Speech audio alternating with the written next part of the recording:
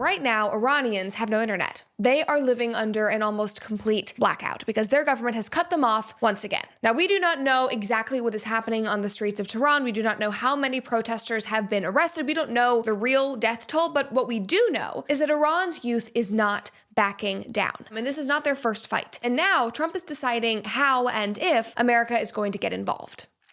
Now, before we get into anything in the story and what is happening in Iran, I just want to take a second to say just how lucky we are. Like, I hope everyone appreciates that we live in a country that, at least at this point, does not cut off our internet access, that still has freedom of speech, that I'm allowed to sit here behind a microphone and criticize our government if I want to, that we can vote, actually, for our elected officials, because millions around the world do not have that privilege. Because right now, as we are sitting in the comfort of our own homes, as I am sitting behind this microphone with my telephone streaming to you guys, Iranians are fighting for basic human rights under a genuine fascist, religious extremist government. Not the kind the left complains about, but a real fascist regime. And they are taking to the streets to fight for a better future. And allegedly, based on the few videos that we have been able to see that have made their way out of Iran, again, they are living under a blackout, these are what the streets have looked like for days. Now, Iranians have been in and out of blackouts for weeks now, and information is limited, but human rights organizations have reported the death toll to now be in the tens of thousands. And that number has spiked just in the last 48 hours, because I started looking into this and prepping this episode earlier this week on Monday, when reports were saying that only a few hundred had been killed, and then today when I sat down to record this episode, it looks like now it is estimated to be at 12,000. Now, first of all, I want to give my usual disclaimer, per usual, that I am not claiming to be any kind of expert on Iranian, geopolitics, but I did learn a lot about the history as I was researching this episode. It was things that I did not know that maybe you also didn't know, so I just wanted to share that before we get into what is happening today, because I think it is really important context. So let's just take it back to 1951, when Mohammad Mossadegh was elected as prime minister in Iran. Now, an important fact and something that we are seeing everywhere all the time in geopolitics is that everything basically comes back to oil. And Mohammed nationalized Iran's oil industry, which was previously controlled by the British. Effectively, they were telling the West to go F themselves. We don't want foreign interference in our government. We are going to be autonomous. Go F yourself. And this is where it really gets interesting, because in 1951, there was a coup against Mohammed executed by the CIA and MI6 in the UK. It was called Operation Ajax. And Mohammed was overthrown as prime minister, and they reinstalled the Shah, who is, the head of state, the king, who was Mohammad Reza Pahlavi. And hopefully I am pronouncing all of these names correctly. Now, it was not until the early 2000s that people actually learned of the United States' involvement. This was not known back in the 50s. One article reads that the New York Times published a special report based on a leaked CIA internal history that the extent of American culpability was finally revealed. In response, the then Secretary of State Madeleine Albright could do little to deny the charges, admitting that the coup was clearly a setback for Iran's political development. And we're going to remember that for later in this episode when we're talking about new American involvement. President Obama agreed, and in 2013, the CIA admitted culpability, explicitly referencing Operation Ajax, the code for the American operation in Iran, in an internal history released by the agency. In 2017, the publication, over 1,000 files concerning American activity in Iran were released through the Foreign Relations of the United States series, confirming beyond all doubt long-running suspicions as to foreign involvement. From the documents now available, it is clear that the CIA and their Iranian assets collaborated closely with the Shah and Iran's most reactionary forces to force Mossadegh from office. I mean, the whole thing is just crazy. What is important to note is that after that, in Iran, there was a deeply anti-Western sentiment among many Iranians. Although it was only rumored at the time that the US was involved,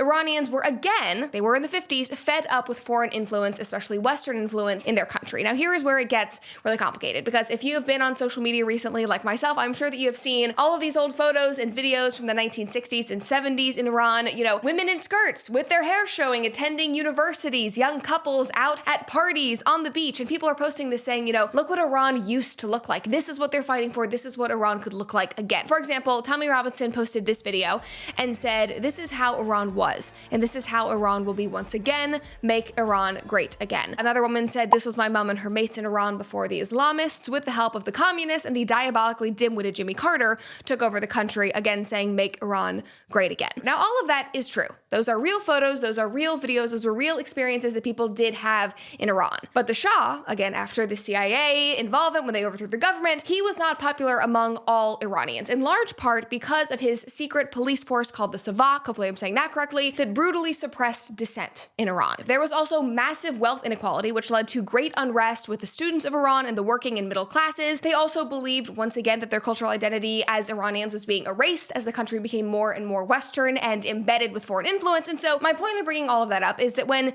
you are scrolling on X and TikTok this week and you were seeing those photos, remember that yes, that was real, but that freedom and that happiness did not exist for all Iranians. And the Shah, while he might be, better than what they have now, was still called a dictator. He was authoritarian. And all of this brings us to the 1979 revolution. Because this revolution was not anti-freedom. They were not, looking at themselves in their bathing suits and their hair showing and going, man, we all want to wear hijabs. We don't want to be like this. No, they were anti-dictatorship, and they were possibly most importantly, anti-foreign control. They wanted democracy in Iran. They wanted freedom, and they wanted their cultural identity respected. But after the revolution, they did not get democracy. They got yet another kind of dictatorship. The Shah was overthrown, but Ayatollah Ruhollah Khomeini, hopefully I'm pronouncing his name correctly, established a theocratic state with himself as the first supreme leader. So they essentially just, did a swap. They replaced one dictator with another. And this created what we now know as the Islamic Republic of Iran. Sharia law was imposed. Women's rights were stripped almost immediately, and their country continued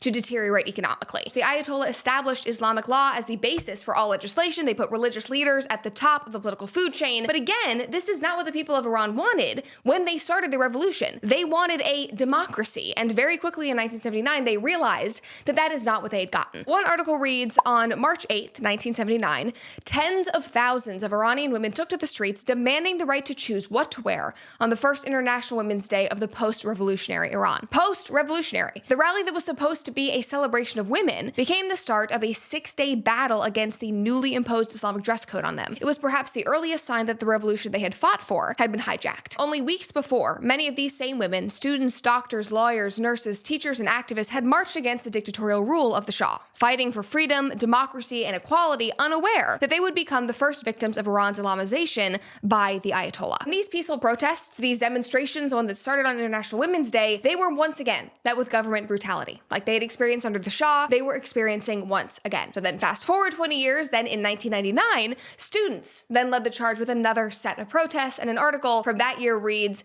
Iran on the brink as students protests. 3 days of clashes between reformers and Hezbollah hardliners erupt after a newspaper ban. But still, nothing changed. The next big protests would once again come from young women in 2022, so another 20 years after that. And these protests were spurred after a young woman, 22-year-old Masha Amini, was arrested for quote-unquote improper hijab. But only a few days later, under their arrest, she died. And the Iranian authorities said that she died, coincidentally, of a heart attack. But her family believes this to be untrue. Most of Iran believes this to be untrue. Her father said, quote, what makes me sad is that the authorities are spreading lies about my daughter every day. They said Masha had a heart disease and epilepsy, but as the father who raised her for 22 years, I say loudly that Masha did not have any illness. She was in perfect health. The person who hit my daughter should be put on trial in a public court, not a fake trial that results in reprimands and expulsions. Her family members also told news outlets that they were denied access to her autopsy report, pressured to quickly bury her, and told not to speak publicly about the case. But they decided not to do that, and the story could not be suppressed, and protests erupted after her death, which then in turn led to 500 other deaths and over 20,000 arrests. Now, what made these protests very different and arguably a lot more powerful than the ones that took place in 1999 and 1979 was the internet. Because not only were the people in Iran able to see how people lived in other countries, but they were able to show us the realities of their country. They were filming everything. It was all over social media within hours. Videos were flooding out of Iran, just like this. Women in Iran set their headscarves on fire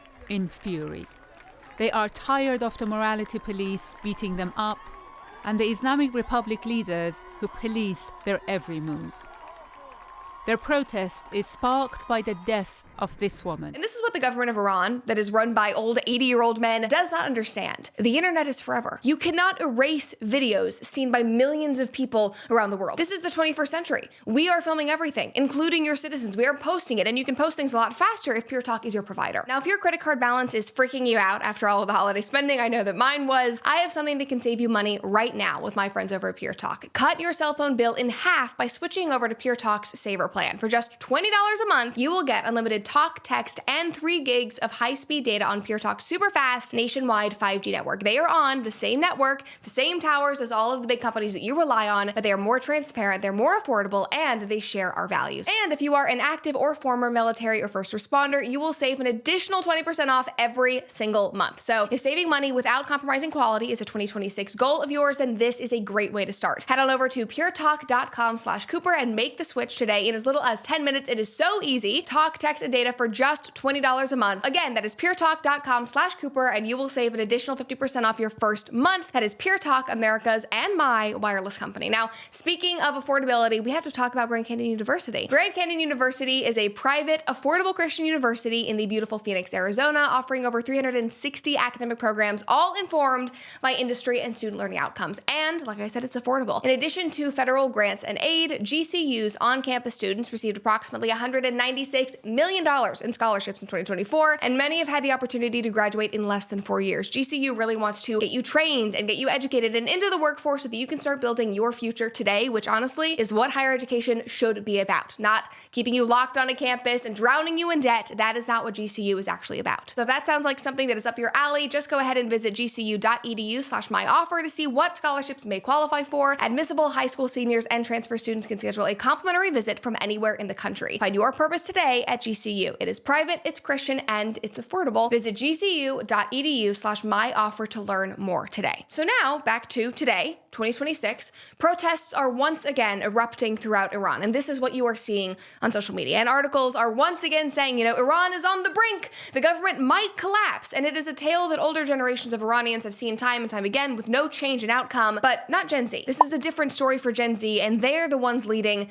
this fight. So all of that context, all that history, that brings us to the protests that we are seeing right now. And they started back in December. This report reads, the protests that erupted in late December 2025 began with strikes by bazaar merchants and shopkeepers in Tehran, triggered by a deepening economic crisis marked by hyperinflation, rising food prices, and the rapid devaluation of the Iranian rial. Within days, demonstrations that began over economic grievances evolved into broader political demands, including calls for an end to the Islamic Republic. Many young Iranians say that their generation differs from those before it, not only in age, but in outlook. Tarlan told Iran Wire that unlike her parents, she and her peers grew up with the internet and constant access to information. There was no internet in my parents' youth. They were cut off from the world, she said. But from the beginning, we understood that this is not a normal life. Through social media, young Iranians follow events and protests in other countries. They see peers elsewhere challenging their governments and believe that they too can demand change. So while these older generations have lived through this time and time again, whether it was in, the 50s, the 70s, 1999, they might be tired of fighting, they might feel hopeless, but Gen Z, these young Iranians, they feel like they have nothing to lose and they are not ready to give up. Because again, they grew up online. They can see Turkey, a Muslim majority country, with no mandatory hijabs. They can see Indonesia, which has the largest Muslim population in the world, with a democratic government. They see,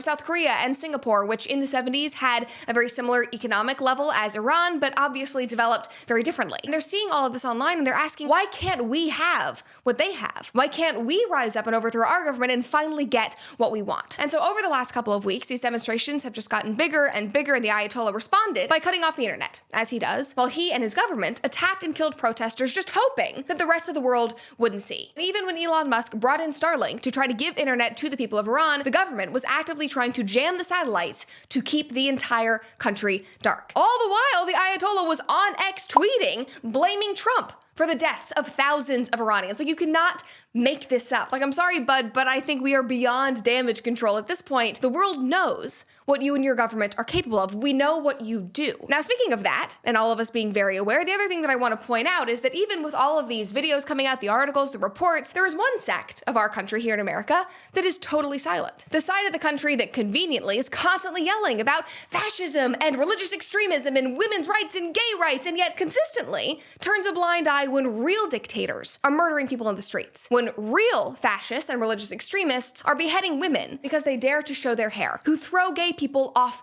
of buildings. The Golden Globes just happened 48 hours ago. Not a word was said about Iran. They were completely silent. Jack Mack, my good friend from Barstool, he summed this up well. Listen to what he said. I find it very interesting that I'm seeing no Instagram stories about Iran, which, by the way, the current regime in Iran has killed over 2,000 protesters over the past week or so, if not more, including a 5-year-old child that was in the arms of a mother. Various Instagram stories that I look to see what the appropriate thing to think is have said nothing. I haven't seen anything there. Last night at the Golden Globes, nobody said anything. Not one mention. Not one. And they mentioned a lot of things. I'm not saying you only have to care about one thing. You can only care about one thing. That's not how the world works. But I do find it interesting that I'm not seeing any of those, here's this colorful story where you swipe through on this post. Yeah, where are the infographics? Where are the infographics about the Ayatollah and the Iranian Revolution? They don't exist because it's not convenient for them. Somebody commented and said the left wasn't told to be upset about it. Yeah, maybe it's because they've spent the last couple of years defending Muslim regimes. Maybe it's because they just elected a Muslim mayor to lead New York City. So they're like, oh, maybe we should sit this one out. No, actually, you shouldn't. Because thousands of innocent people are being killed for what you have the privilege of doing every single day. Complaining about your government, standing up to fight them. You have the privilege and the freedom to do that from behind your Instagram stories. And they are being killed in the streets for wanting that same freedom, to be able to do that safely. Somebody else commented and said, Mark Ruffalo is awfully quiet. Yeah, they all are. But Trump isn't. Which takes us to our next point in this episode, which obviously US involvement, it's a big question on everybody's minds, because back in DC, he and his admin are deliberating whether or not the US should get involved in this fight. And while it is, very clear that I think most of the United States stands with Iran and supports them, it is still up for debate if that is good enough. And many Republicans are already calling for the military to get involved. And Trump is certainly considering that option just based on his posts on Truth Social. He said Iran is looking at freedom, perhaps like never before. The USA stands ready to help President Donald J. Trump. And he has apparently been briefed throughout the week, obviously. He's continued to put out statements like this saying, help is on the way and hold the line and take over your institutions, protesters. And actually, just an hour before I sat down to record this episode, he did an interview and he gave this threat to the Ayatollah and his government. You did say the U.S. would get involved if Iran started killing protesters. Yeah. They have, by the many thousands, according to reports. Well, we'll see what that is. I've heard two numbers, but we'll see what that is. Well, now we're hearing that they're going to start hanging protesters tomorrow. So it comes back to the question, have they crossed your red line, or has the line moved? I haven't heard about the hanging. If they hang them, you're going to see some things that I don't know what where you come from and what your thought process is, but you'll perhaps be very happy. Now, obviously, you guys know me. You've heard me do episodes like this before. As with all foreign intervention, I'm skeptical. I'm definitely more of an isolationist because all of this is just so nuanced and it's so complicated because no human being, no good, decent human being wants to sit back and watch innocent people be murdered in the streets by their government. But we also have to acknowledge that America has stepped in before. Like we talked about with Venezuela just last week, we have often left these places worse off than they were when we got there, and it ends up harming Americans and American soldiers. And it's ironic even that the US is toying with the idea of getting involved and being a savior here when so many Iranians have in the past blamed the US and the West for destabilizing them in the first place. And some even think that the West is behind this destabilization right now, which you might have seen on X. I don't really know anything about that. I'm not going to try to theorize, but that is definitely circulating. But still, people are putting a lot of pressure on Trump to get involved. One tweet stood out to me. It brought up our own history. This attorney said, President, look out your window. And he talks about statues of two Frenchmen, one Polish patriot and one Prussian officer, foreign commanders whose countries helped George Washington and a ragtag revolutionary army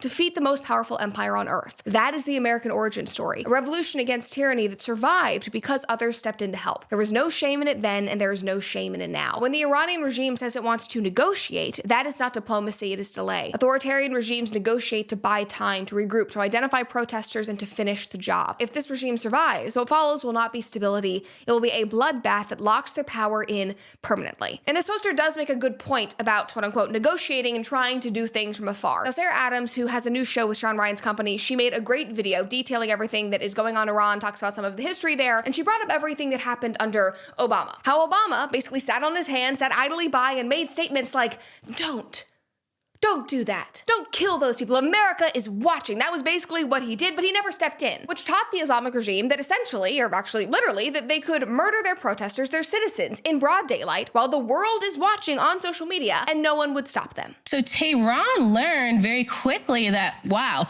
we can be as violent and suppress these protests as quickly as we want. There isn't going to be any sort of international pressure or any kind of effects that come to us because of it. That was a dangerous lesson they learned. Now, later in that same video, Sarah also talks about how Trump might be feeling, knowing that pro-freedom protesters also died in Iran while he was president 4 years ago. So I don't know what's right. I don't know how Trump is feeling, if there is guilt there, if that's motivating him in any way, shape, or form. But I do know that I don't want to see American soldiers dying in Iran in 15 years. I know that I don't want the US to be running Iran in some kind of failed Ponzi regime change that cost costs us billions of dollars, and I know that Iranians at those protesters do not want that either, because for decades they've been saying we are tired of foreign interference and foreign control in our country. But obviously, as people, and even more so if you are a politician involved in this, thank God I am not, is there a point morally where you have to say enough? And then how do you go about taking that action? Or is this something that will just be a net negative for Americans, and therefore we sit it out and say it's not our country, it's not our problem? Now, all I do know, and I want to be totally honest about this always, is that